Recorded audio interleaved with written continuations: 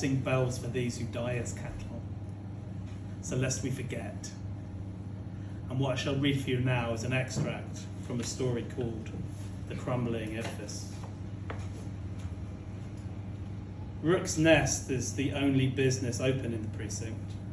The other shops, a mini-market, a dry cleaners, Ripped Venus, an adult bookstore, an Indian takeaway called Spicy and Nicey, and Bright Young Things International, the internet cafe where legend says you used to communicate with members of Grand Jack Thorian's cult. All are dark, and most have whitewashed windows and to-let signs. Rook's Nest is lit up, though I suspect only for me. When I step in, it is wider, deeper, more spacious than I had imagined from the website, a proper geek-out games emporium. Running down the centre, zigzagging tables smothered by green cloths, battlegrounds for armies of miniature knights and humanoid hordes. They are flanked by a display of boxed board games on one side, and on the other, ceiling-high shelves of books, some of which belong to my own VX imprint, the VX Encyclopedia of English Demons, and the Ruins of England Handbook were consistent sellers here at one point. The encyclopedia is still in stock. Only one copy, but I note it is well thumbed. Ruins is sold out. Being the owner of VX Lexicons, acting under this veneer of respectability, was what had initially put me in contact with the proprietor of Rook's Nest, Mo Dent. Recently, she enlisted me to provide the more exotic service that I do not readily advertise. I check out the board games, admiring their design and artwork. Minions of the Moon, Realm of Dusk, Imperium of Femi. I feel that throb inside I've never known what to do with. I could abandon myself to dice and maps and counters and figures and not have to think about Ethan Scarver and Grand Jack Thorian for a few hours at least. Hours, though, could become days that would blur into sleepless nights and squandered weeks. I have no one to game with anyway, never have. By the time I was 16, I had 219 Warhammer figures, all painstakingly painted, and had constructed 16 dioramas using polystyrene, papier-mâché and butcher's grass. I had no one to play with but a part of me that pretended to oppose my every move. I would have loved somewhere like Rook's Nest to hang out with when I was a teenager. There was nothing this cool for me.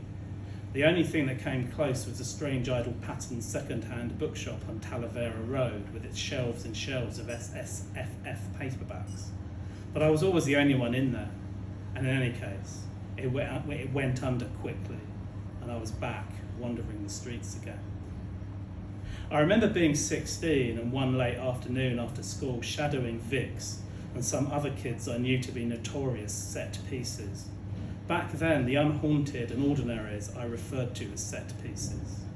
I followed them into the Starburger. Steam on the window made the street look like a Jack the Ripper fog had wafted in. Hunched in my overcoat, collar up, making a cup of piss-weak tea and a plate of shit chips last as long as possible, my bare hands gripped a second-hand yet still combative copy of Slave Girl of Gore that stank of some dead man's fags. At 10-second intervals, I glanced over the top of the book, eyes left at the set pieces. They were grouped together in another booth, having a laugh and chanting lyrics from the terrible music that set pieces fell for in '93. M People, Four Non Blondes, DJ Jazzy Jizz, and the Flash Ponds. Vix wore a battered motorcycle-style leather jacket over a ruby red baby doll dress. I noticed a change in her expression. I could sense the skull beneath her skin. It was happening to her already. It was terrifying to see. No one else noticed, of course. She glanced over. Her eyes met my understanding eyes. It's funny, but when you get older, you realise that it's those of us who are into the geek scene, the role players, the alternative chart worshippers, cult aficionados, wannabe Conans, the great unloved. We all emerged at the end better balanced, more realistic. Just look at me, for example. I have a mission. I have a goal. The set pieces thought they were going to be the popular ones forever. that all their coming days will be like the sunny days in daytime soaps from the other side of the world. They would never be abandoned, never get hurt. Although there are obvious reasons for this, none of these set pieces around the table in Starburgers grew up to be what they thought they would be, except for me, Adam Passmore. Adam Passmore, Demon Hunter.